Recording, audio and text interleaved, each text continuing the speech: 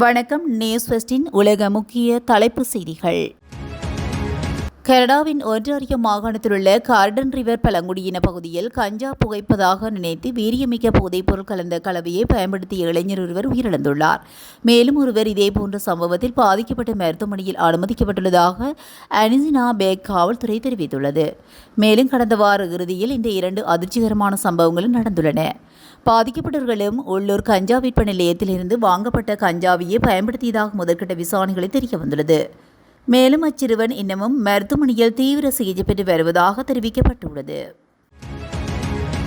Ukraine ரஷ்யாவும் வியாழக்கிழமை இரவு முழுவதும் ஆளில்லா விமான தாக்குதலை பரிமாறிக்கொண்டன.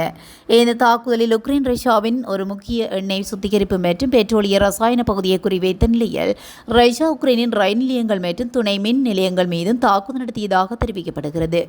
ரஷ்யாவின் மத்திய டாடர்ஸ்தான் பகுதியில் அமைந்துள்ள அடுக்குமாடி குடியிருப்பு மீதும் உக்ரைன் நடத்திய தாக்குதலில் 3 காயமடைந்தனர். அதே நேரம் உக்ரைனின் சுமை பகுதியில் ரஷ்யா நடத்திய தாக்குதலில் ரயில்வே ஊழியர் ஒருவரும் உயிரிழந்ததாக அதிகாரிகள் தெரிவித்தனர். அண்மைய வாரங்களில் உக்ரைன் மீது ரஷ்யா நடத்திய பெரிய வான்வழி தாக்குதலை தொடர்ந்தும் இந்த தாக்குதல்கள் இடம்பெற்றுள்ளமை குறிப்பிடத்தக்கது. ஈரானுக்கும் அமெரிக்காவுக்கும் இடையிலான 14 அம்ச வரைவு புரிந்துணர்வு ஒப்பந்தத்தின் விவரங்களை ஈரானிய ஊடகங்கள் வெளியிட்டுள்ளன. தடைகளை தளர்த்துவது, முடக்கப்பட்ட ஈரானிய சொத்துக்கள், புனரமைப்பு உறுதிமொழிகள் மற்றும் எதிர்கால பேச்சுவார்த்தைகளின் நோக்கம் ஆகியவை தொடர்பாக முன்னர் தெரிவித்திருந்த அம்சங்களிலிருந்து இந்த ஒப்பந்தத்தில் குறிப்பிடத்தக்க வேறுபாடுகள் இருப்பது தெரிய வந்துள்ளது. இதன்படி அந்த வரைவில் 14 அம்சங்கள் உள்ளதாகவும் மேலும் அது சம்பந்தப்பட்ட ஈரானிய அதிகாரிகளின் இறுதி ஆய்வு மற்றும் ஒப்புதலுக்காக காத்திருப்பதாக தெரிவிக்கப்படுகிறது. அறிக்கையிடப்பட்ட 2 பதிப்புகளும் பல முக்கிய அம்சங்களை பகிர்ந்து கொள்கின்றதாகவும் ஆனால் அந்த நோக்கங்கள் எவ்வாறு செயல்படுத்தப்படும் என்பதில் குறிப்பிடத்தக்க வேறுபாடுகள் எழுகின்றதாகவும் கூறப்படுகிறது. அணுசக்தி பேச்சுவார்த்தைகள் தொடர் நிலையில் லெபனான் உட்பட தற்போதுள்ள போர் நிறுத்த 60 நாட்களுக்கு நீடிக்கப்பட்டுள்ளதாக கூறப்படுகிறது. மாறாக மெக்ரால் வெளியிட்டுள்ள வரைவு லெபனான் உட்பட அனைத்து முனைகளிலும் உடனடி மற்றும் நிரந்தர போர் நிறுத்தத்துக்கு அதனைத் தொடர்ந்து இறுதி அணுசக்தி ஒப்பந்தத்தை எட்டுவதற்கான 60 நாள் பேச்சுவார்த்தைகளுக்கு அழைப்பு விடுக்கிறது. ஹார்முஸ் நீரிணையை மீண்டும் திறப்பது குறித்தும் இருதரப்பு அறிக்கைகளும் வேறுபடுகின்றன.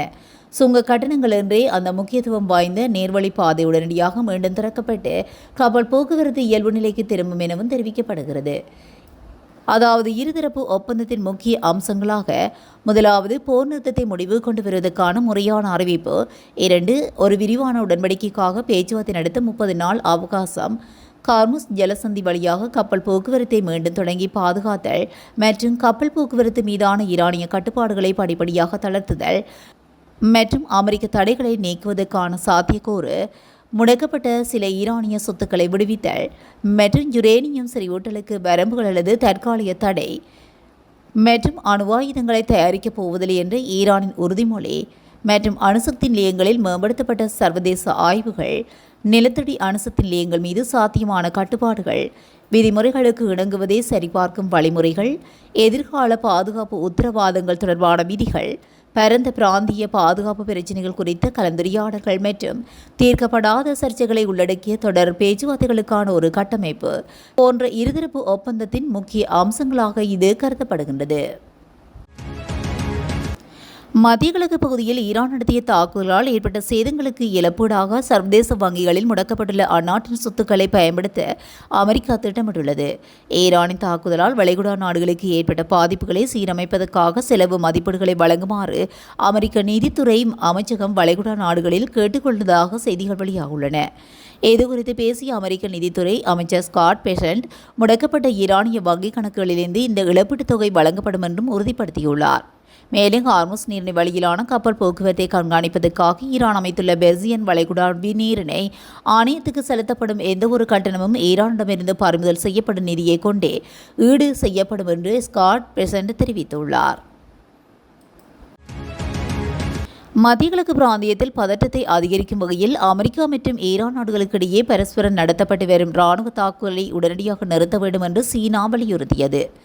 அமெரிக்கா தலைமையிலான அண்மையில் ஈரான் மீது ஏவுகணை தாக்குதலை நடத்தியதைத் தொடர்ந்து அதற்கு பதிலடியாக ஈரானும் அமெரிக்க இராணுவ இலக்குகளை தாக்கியுள்ளன.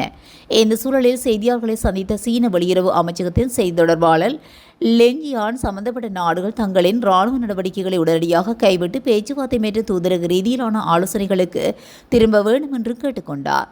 மேலும் இப்பிராந்தியத்தில் அமைதியை ஏற்படுத்த பிற நாடுகள் மேற்கொள்ளும் சமாதான முயற்சிகளுக்கு மதிப்பளித்து கூடிய விரைவில் ஒரு விரிவான மற்றும் நிலையான போர் நிறுத்தத்தை எட்ட வேண்டும் என்றும் அவர் மேலும் வலியுறுத்தினார். காவலில் வைக்கப்பட்டிருந்த ஹமாஸ் அமைப்பின் இணை நிறுவனர்களில் ஒருவரான ஹசன் யூசுப் விடுவிக்கப்பட்டதாக சர்வதேச தகவல்கள் தெரிவிக்கின்றன. ஹசன் யூசுப் மகனை மேற்கோள் காட்டி இந்த செய்தி வெளியாக உள்ளது. 71 வயதான யூசுப் கடந்த 2023 அக்டோபர் மாதம் முதல் எவ்வித விசாரணைகளுமின்றி இஸ்ரேலால் தடுப்பு காவலில் வைக்கப்பட்டிருந்தது. 1980களில் ஷேக் அகமது யாசின் மற்றும் முஸ்லிம் சகோதரத்துவ அமைப்பை சேர்ந்த பிற பாலஸ்தீனிய உறுப்பினர்களுடன் இணைந்து ஹமாஸ் அமைப்பை நிறுவிய அவர் மேற்கு கரையின் மூத்த ஹமாஸ் தலைவர்களில் ஒருவர் ஆவார். கடந்த பல வருடங்களாக ஆஸ்திரேலிய காவல்துறையினரால் பலமுறை கைது செய்யப்பட்டுள்ள ஹசன் யூசுப் இறுதியாக 16 மாத கால நிர்வாக தடுப்பு காவலுக்கு பின்னர் கடந்த 2020 ஜூலை மாதம் விடுவிக்கப்பட்டிருந்தமை குறிப்பிடத்தக்கது. ஈரான் போரின் பாதிப்புகள் பிரித்தானியாவின் சில துறைகளில் தாக்கத்தை ஏற்படுத்த ஆரம்பித்துள்ள நிலையில் இங்கிலாந்தின் பொருளாதாரம் 8 மாதங்களில் முதல் முறையாக சுருங்கியுள்ளது. தேசிய புள்ளியியல் அலுவலகம் வெளியிட்டுள்ள தகவலின்படி இங்கிலாந்தின் மொத்த உள்நாட்டு உற்பத்தியானது கடந்த ஏப்ரல் மாதத்தில் 0.1% சரிந்துள்ளது. இது 2026 மார்ச் மாதத்தில் 0.3%, 2026 பிப்ரவரி மாதத்தில் 0.4% இருந்த வளர்ச்சியிலிருந்து ஏற்பட்ட ஒரு கடுமையான சரிவாகும் என்று பொருளாதார வல்லுநர்கள் தெரிவிக்கின்றனர். அமெரிக்காவின் பொருளாதார தடையை மீறி சென்றதாக கூறி பெலாவு நாட்டு கொடியுடன் சென்ற MT சென்பெலோ என்ற இந்தியாவுக்கு சொந்தமான கப்பல் மீது அமெரிக்க ராணுவம் கடுமையான தாக்குதல் நடத்தியுள்ளது. இந்த தாக்குதலில் கப்பல் முழுமையாக சேதமடைந்து அதில் பணியாற்றிய ஆதித்யா உட்பட 3 இந்திய மாலுமிகள் உயிரிழந்துள்ளனர். இச்சம்பவத்தை அடுத்து புதுடெல்லியில் உள்ள அமெரிக்க தூதுவர் அழைக்கப்பட்டு இந்தியா தனது கடுமையான கண்டனத்தை பதிவு செய்துள்ளது.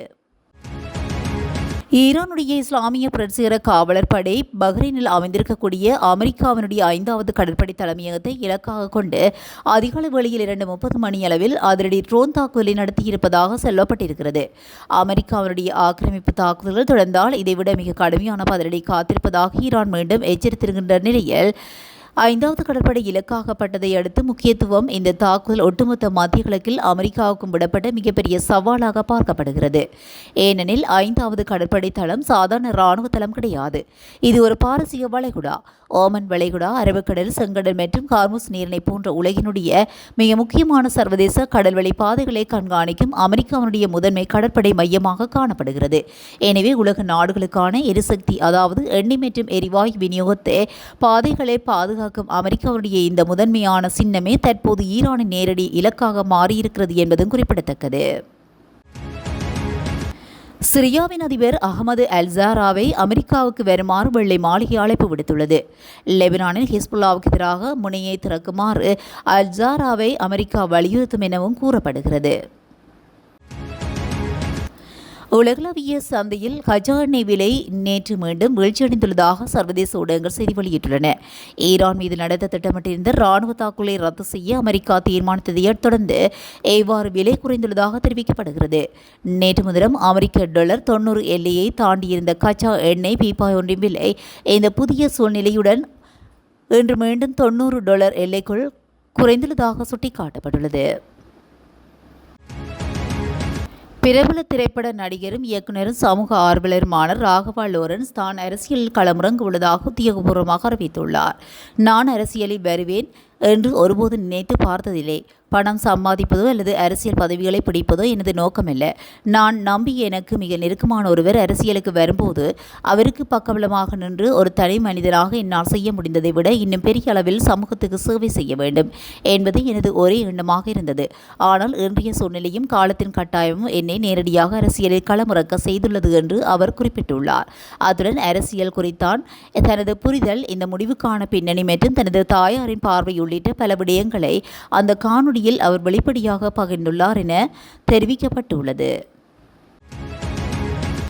மெட்டா நிறுவனத்துக்கு சொந்தமான உலகின் முன்னணி சமூக வலைத்தளங்களான ஃபேஸ்புக், மெசஞ்சர், இன்ஸ்டாகிராம் மற்றும் த்ரெட்ஸ் ஆகிய சேவைகள் நேற்று திடீரென உலகளவில் கடுமையான தொழில்நுட்ப கோளாறுகளை எதிர்கொண்டுள்ளதாக செய்திகள் வெளியாகியுள்ளன. இதனால் உலகெங்கிலும் உள்ள மில்லியன் கணக்கான பயனர்கள் தங்களது கணக்குகளை பயன்படுத்த முடியாமல் தகவல்களை பரிமாற முடியாமலும் பெரும் அசௌகரியத்துக்கு உள்ளாகினர். மேலும் இந்த தொழில்நுட்ப கோளாறானது உலகெங்கிலும் உள்ள அனைத்து பயனர்களுக்கும் ஒரே மாதிரியாக பாதிக்கவில்லை என்பதும் குறிப்பிடத்தக்கது. சில குறிப்பிட்ட பிராந்தியங்களில் உள்ள பயனர்கள் மிக கடுமையான முடக்கத்தை எதிர்கொண்டுள்ள அதே வேளையில் இன்னும் சில பகுதிகளில் உள்ள பயனர்களுக்கு சேவைகள் வழக்கம் போல் சாதாரணமாக இயங்கி வருவதாக தெரிவிக்கப்படுகிறது. இந்த திடீர் சேவை முடக்கத்துக்கான துல்லியமான காரணம் என்ன என்பது குறித்து மெட்டா நிறுவனம் இதுவரை அதிகாரப்பூர்வமாக அறிவிக்கவில்லை. ஆஸ்திரேலியாவில் சிட்னி நோக்கி பயணித்த ஸ்ரீலங்கன் ஏர்லைன்ஸ் விமானம் ஒன்று புறப்பட்ட சிறிது நேரத்திலேயே மின்னல் தாக்கியதை அடுத்து மீண்டும் பண்டாரநாயக்க சர்வதேச விமான நிலையத்துக்கு அவசரமாக திருப்பி அனுப்பப்பட்டதாக விமான நிலைய பொறுப்பதிகாரி தெரிவித்தார். விமான நிலையத்துக்கு அருகாமையில் நிலவிய சீரற்ற காலநிலை மற்றும் மின்னல் தாக்கத்தின் காரணமாகவே விமானத்தின் மீது மின்னல் தாக்கியதாக கூறப்படுகிறது. ஸ்ரீலங்கன் ஏர்லைன்ஸ் நிறுவனத்துக்கு UL 606 எனும் இந்த விமானம் நேற்று அதிகாலை 1 மணியளவில் கட்டுநாயக்க விமான நிலையத்திலிருந்து சிட்னி நோக்கி புறப்பட்டது. ஏர்பஸ் A330 ரகத்தை சேர்ந்த இந்த விமானத்தில் சம்பவத்தின் போது 217 பயணிகள் மற்றும் 16 விமான பணியாளர்கள் பயணம் செய்துள்ளனர். இதனையடுத்து பயணிகளின் பாதுகாப்பை உறுதி செய்யும் நோக்கில் விமானி பயணித்த இடைநிறுத்தி அதிகாலை 1:40 மணியளவில் பண்டாரநாயக்க சர்வதேச விமான நிலையத்தின் விமானத்தை மீண்டும் பாதுகாப்பாக தரையிறக்கினார். இதுபோன்ற செய்திகளை உடனுக்குடன் தெரிந்து கொள்ள நியூஸ் ஃபர்ஸ்டுடன் இணைந்திருங்கள். நன்றி, வணக்கம்.